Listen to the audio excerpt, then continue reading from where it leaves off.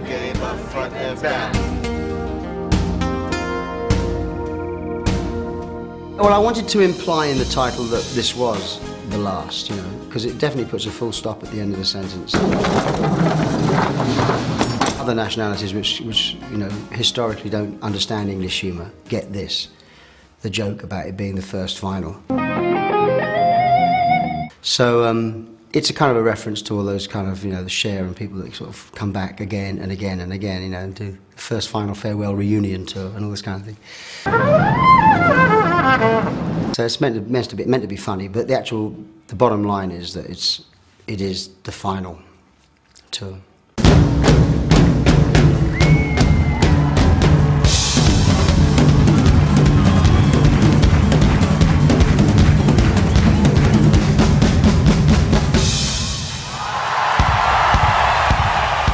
I started talking to Tony, my manager, Ian Smith, about what to do. Could we do a kind of tour of maybe the places we've only ever played once? And then I said, if you do a month of shows, I'll do it. So I thought, well, that's not going to work because I know the kind of show I want to do and the economics won't work apart from anything else. Now listen to me now, a month, yes, and a month in America and a month, I said no. Anyway, we went on like that, and so of course we're doing a month in Europe and we're doing a month in America. And the fact that it's sort of moved from theatres to 50,000 seat stadiums, well, you know, that's a kind of management trick really. So. And of course it's a 5-week month. You know, you give him a month and it's like, yeah, but this month's got 5 weeks in it, all right? So it's always take more than they get, you know, to give them an inch.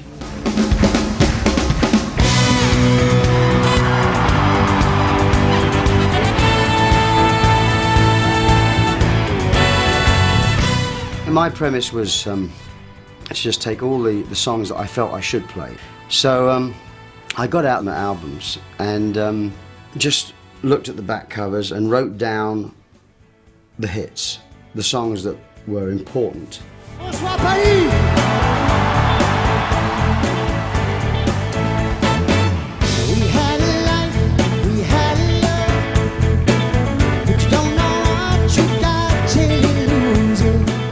Face value, there was In the Air Tonight, there was I Missed Again, okay, Hello I Must Be Going, there was obviously You Can't Hurry Love, and I went through the big tunes first and then I went back to see if there's anything else and realised that I can't really sing for more than 2.5 hours every night, so you know, you're governed by that. There are a few things. I wanted to start on the drums and I wanted to finish on the drums, and so there's a drum thing in there.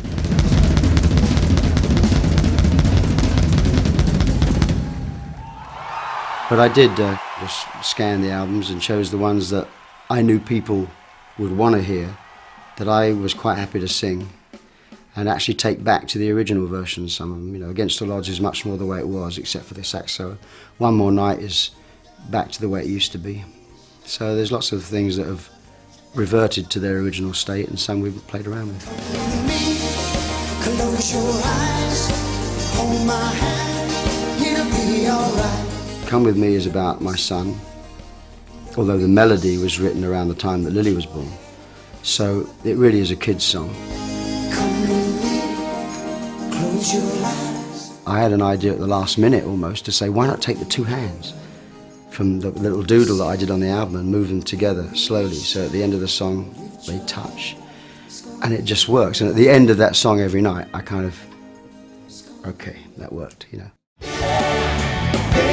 You lose my number, you're not anywhere where I can find you. Oh, baby. This band, I would say, comes back more from the 1990 tour with Leland Sklar playing bass and Chester back on the drums again. So this is kind of going back a little more than a decade and bringing back that old band again. So it feels nice. It's sort of like a retro group again. This is an amazing band, actually. I mean, and even the other things we've done, you know, we've done the much shorter things, you know, promoting, you know, his album and promoting Brother Bear and Tarzan and all of that. It's only taken a very few days rehearsal to really get things dialed in quickly. So it's a pretty special group of people, I think. Out of the shadows and into the night now, baby, don't you lose my number. You know, it's just one of those gifts that every once in a while you get handed is a show like this and a group like this, and you just get to really do what you enjoy doing at its peak performance. I mean, because the whole crew, everybody involved, the lighting people, the sound people, are all as good as there is in this profession. So it raises the bar for everybody, makes you work that much better at it. In the old days, bands really formed from friendships, you know. Three guys, you know, and if your other friend, if he didn't play an instrument, he played the bass. That's what it usually ended up like. You don't play anything? All right, well, you play bass. But there were groups of friends, and then from then it developed, you know. Well, when I met him, you know, I had long blonde hair, great record collection, groovy chat. Lost all that now, so he's. It hasn't changed at all, really. I don't think he's the same Phil as I knew when we were kids. You know, just with a bit more money, I suppose.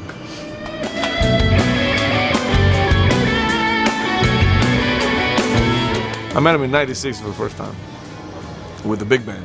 I played with a lot of different acts and things like that, and when you work with Phil, he's not just a singer, he's also a musician. Luis Conte is clearly one of the greatest percussionists in the world. There is no doubt about it. Leland is a legend. He's been a legend for 30 some odd years as a bass player, and Daryl has been with Phil in Genesis since 1978. Chester played with Frank Zappa, played with Weather Report. I mean, I'm in very, very select company here.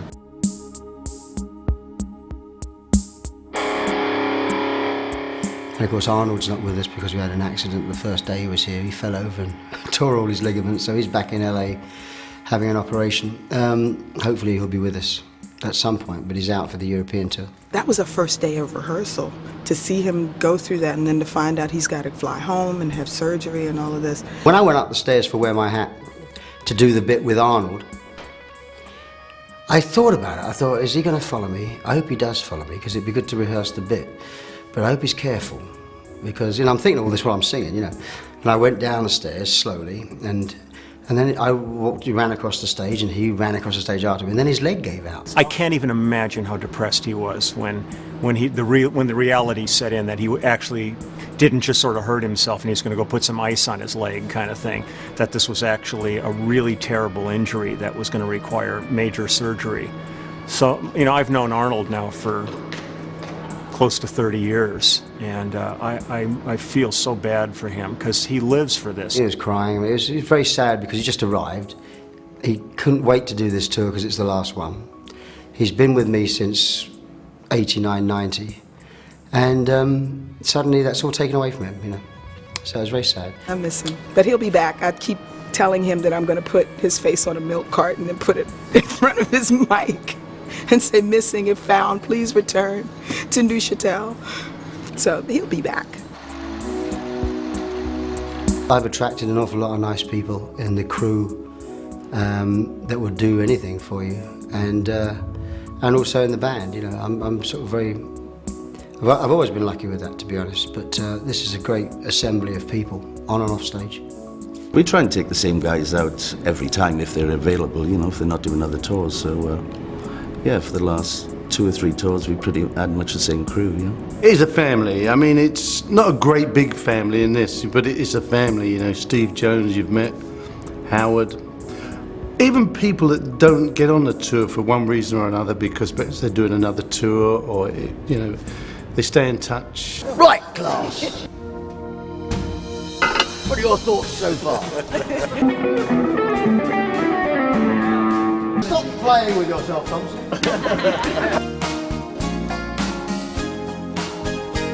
So we'll pick up the specifics, and if we get time to do the set as well, great.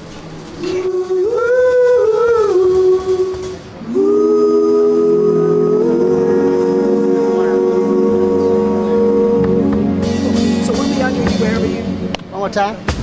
We did a 2.5-hour vocal rehearsal today, which we've never done in all my life, ever. Never done that before.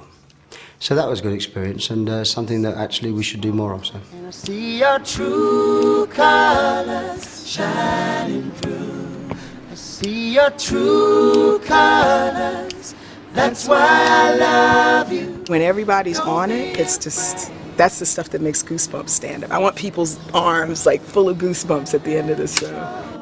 Show your true colors, true colors, beautiful. I'm a lot tireder than I was when we started. I'm amazed actually at how much else there is to do other than just the singing. You know, just the actual doing what I'm supposed to be doing. That's just a small part of this actually. I mean, the program has been, just doing the program has been something that's been quite time consuming. Some people just go out there probably and just say, hey, I don't care what they sell, just sell it, I'll have the money. I like to think that some of the stuff is quality, you know. So you got to look at it, approve it, change it if you don't like it. The program is very personal, and this program was like a retrospective, lots of old pictures from my personal archive that I've kept over the years. But it's things like that, and then sitting down with the lighting designer and the lighting operator, Vince and Telson, going over what they've done and what you think they could do and what you'd like to have happen. Sound, we've had to do the same thing with that. We've had to stay late some nights to listen to the CD again.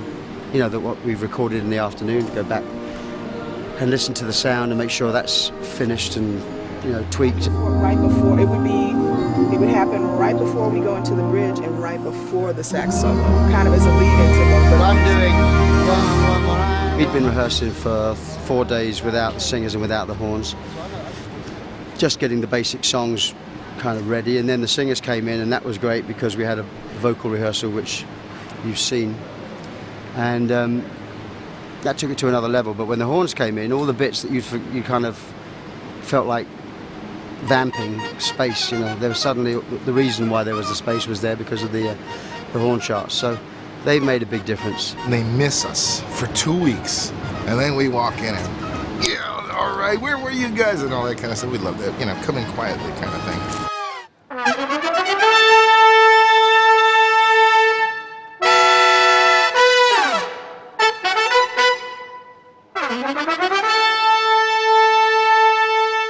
It's like the bear pit.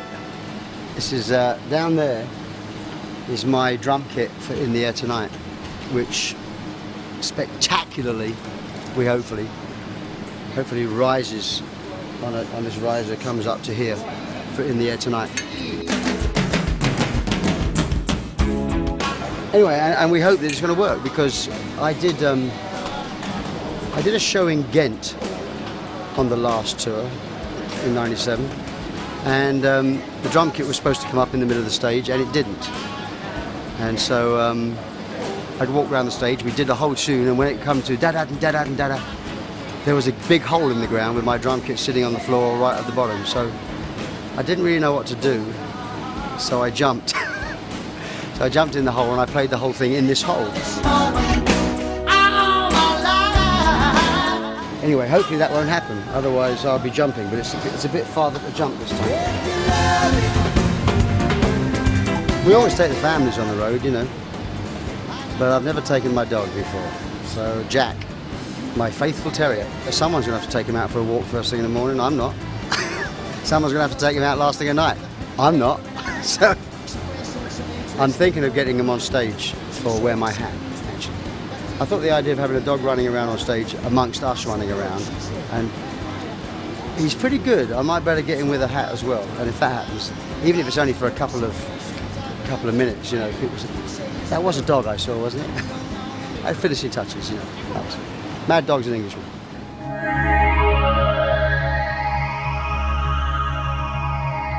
Now we need an audience now. I don't think we're going to get much better than this without an audience. And there comes a point where, when with guys like this who are really just, you know, they're fantastic musicians, they just want to play now. And it takes an audience to lift you to the next level. Okay, no more rehearsing.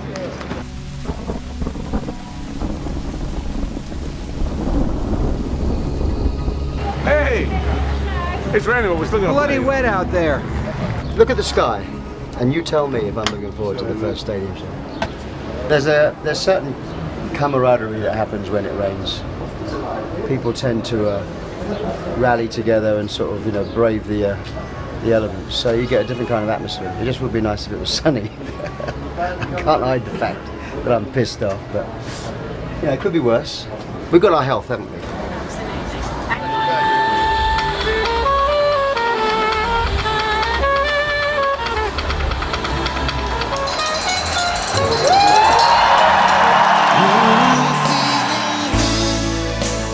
All I gotta do is take a look at you. Then I'm not so blue. I mean, you got a lot of people up there, and if everybody wore what they fancied, then it would look a bit of a mess. So we have Eileen and Martha. Eileen's been with us before, and you know, they have an unenviable task of cleaning everything. A 16-piece band, they've got to clean everything from night to night, plus the crew throw their laundry in as well. So it's, you know, it's really mum to sort of 40 people. It's a lot of work. We start at 7:30, 8 o'clock in the morning, and we finish about 2 in the morning. The hardest part is trying to coordinate everything so everybody's happy, because this person wants to wear this person wants to wear this person wants to wear this, and we can't have them go on. The guys are pretty good. It's when we get to the ladies, that's difficult. What I wear has got to be light. I can't be sitting there just sort of trousers sticking to you and things like this. So they brought a whole selection of stuff out, and I said, no. Yes, that's there. That feels like great. He just wears comfortable t-shirts underneath that look very plain, and people say, all he wears is t-shirts. Well, his t-shirts are like 200-pound t-shirts, so they're all designer Armani. Good quality, and they last, and you need something that lasts, because they wear these clothes, they're cleaned every time he wears them. They wear them once, and they're cleaned, so they have to stay together. I'm wearing things that I would wear out on the street. That's my attitude towards it. So I don't dress up. I dress down, really. One more night, just one more night, one more night, 'cause I can live forever. Well, I've been sitting here so long. Yeah, I am today. I don't know why. Just staring at the floor. Now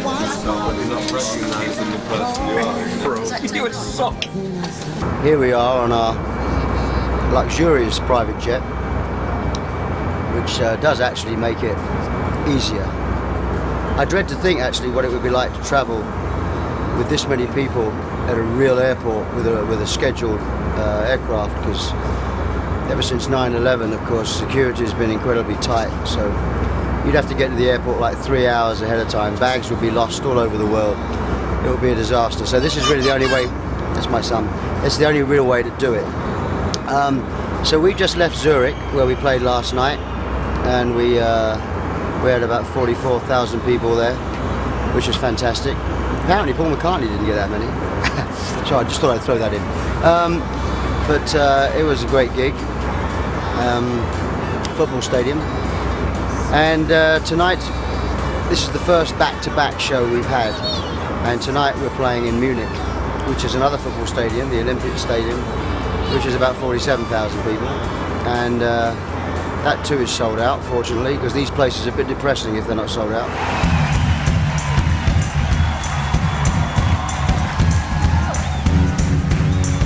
When we discussed the tour and where we were going to play, Phil and Tony wanted to make it an intimate arena tour, but it became blindingly apparent that when we put tickets on sale in Germany, the demand was 10 times the capacity we had. But in my experience, I've never had an artist upgrade overnight to such big venues through such demand. It's fantastic. It's a brilliant tour because of that.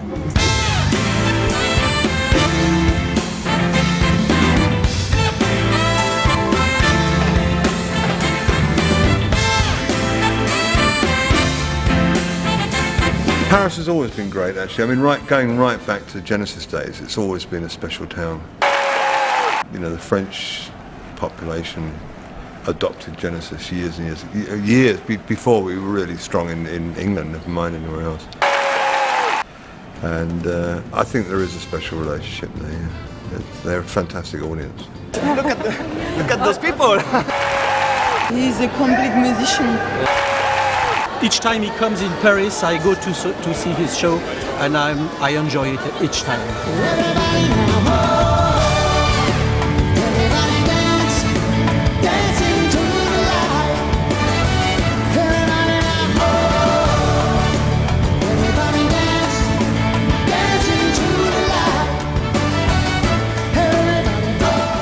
The Paris audience always was just fantastic, and we actually delivered. We played very well tonight, did very well, so I'm very pleased. Kevin, just give me a mark on that. I just want to see how close. Well, is that too close? Well, you know, it just I'm trying to sort of forget about it, you know, and it's sort of ramming it down my throat. Okay. Well, Well, I'll tell you what. Then I'll do is I'll try and work it further away at the front, and I'll try and minimise those, and I'll also try and get them to work slightly higher. One tends to, and we used to, put all kind of tripwires in front of these directors. Are saying, yes, but you can't have a camera any closer than here. We don't want any more light because this is the show we've designed. You know, and this stretches back for 30 years with Genesis. If you can shoot it just the way we are, you know. But yet, when the DVD is finished, we love it. You know, totally unrealistic parameters. Although on the box it says, you know, Hamish Hamilton, director, I think in a way that's a bit of a misnomer. It should be kind of translator, really. You know, what I do is I go into shows and I translate, in this case, Phil's show to television. I've been very lucky, actually. The last 2 DVDs we've done, the Seriously Live in Berlin was done the week the wall came down. So Berlin was just like happiness itself. And then the last one, which we did in Paris, that was towards the end of the tour, and it just caught a great show. And I think they've done it this time around as well.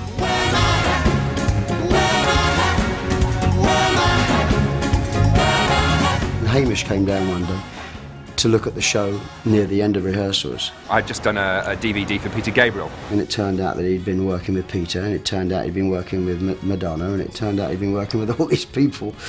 And I hadn't thought about that. And suddenly we went on stage and played, and I was thinking, he's going to be bored stiff. You know, he's going to be bored stiff. I mean, that's another slow song here. We're going to have to drop this. We're going to have to change this. You know, and straight away it was insecurities. I met him in the toilet afterwards. Right, we'd finished rehearsing, and I went to the loo, and he was there. Literally, kind of went up to him and said, "I'm Hamish. I'm, you know, the director." It's quite disarming in a gents' toilet, you know. He said, "That was great." I said, "Yeah," kind of opening up the conversation. I said, "Yeah, we've got to get the pacing, I think, a bit better because I think maybe it's, you know, maybe it's a little bit slow." He said, "Do you know what? Absolutely not. You know, I mean, the set is like, you know, the soundtrack to your life, really. I mean, it goes back X number of years. They're all absolute hits." And I came out thinking, I've convinced him, you know. So it was a big moment actually, because you do go through those things where you think, is this slow? Is this, you know, is anybody else bored here? You know. Take our love with me now, 'cause there's just an empty space. But to wait for you, that's all I can do, and that's what I've got to bear. Actually, last night was the first time that I can remember that I wasn't nervous about being having a camera there. The audience was so great. I knew that it would kind of sap all the attention. And I told the band before we went on, I said, just forget about the cameras. You know, like if we get it, we get it. If we don't get it, we don't get it. But there's an audience out there that's going to see us, and that's the most important thing.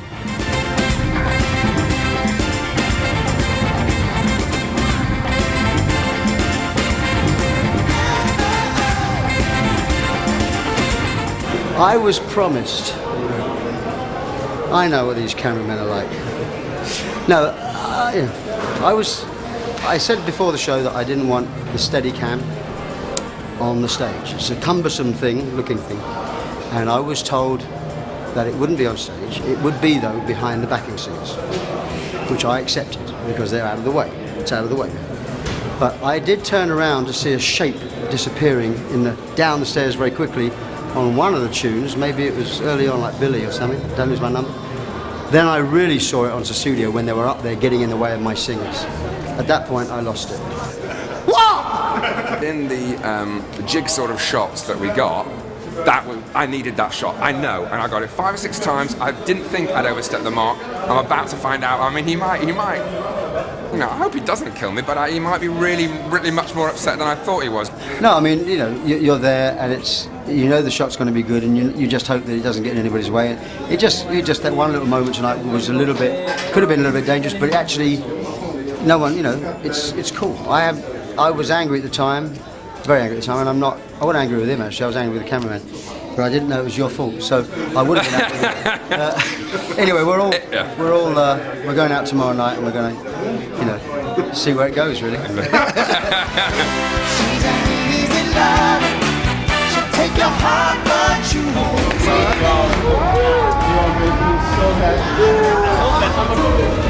He's our leader.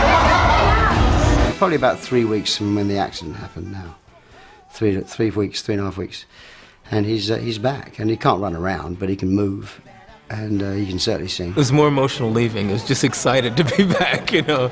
The hard part was like walking away from the job. That was the hardest part. The easy part was coming back and saying hello and being greeted, you know, by everyone. That was the good part.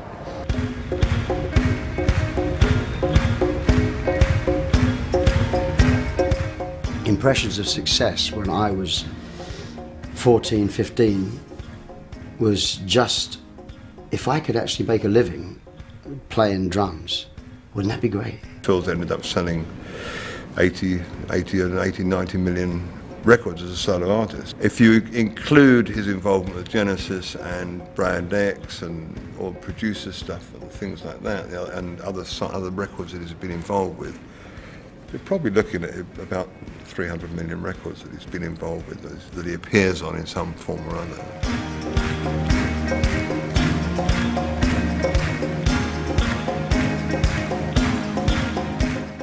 So I'm kind of shooting myself in the foot here by saying I'm not going to do any more. And apart from the big band and the odd showcase thing, I won't.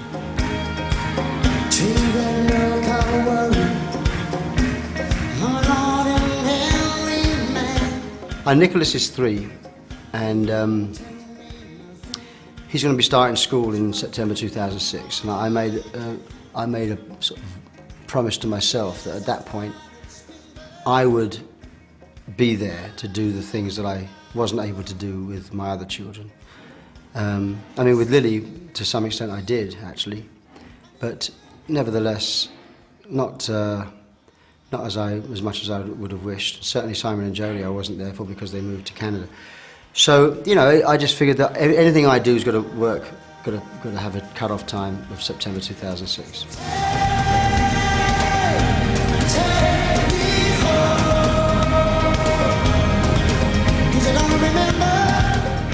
I didn't intend to make a sort of, you know, speech at the end of the show each night, but actually I do actually say thanks to all the fans, you know, that have been so loyal, and they have, you know, all the way through the Genesis years and my years, and they're all the same people, obviously different generations of them, but so it's turning out to be quite, you know, each night is kind of an emotional experience, you know. I mean, I don't come off sobbing or anything, but I mean, it's actually, it feels like there's a reason for doing it, and it was, from my point of view, it was the right decision to come out and say goodbye properly. Because, you know, at one point I just thought, well, I won't do it anymore, that's it. You know, they've had their last tour, I've done my last tour, shame, but never, there you go. But I'm really glad I did it, because every night is turning out to be a little bit of a, you know, thank you, turn the page. Oh, I gotta go home.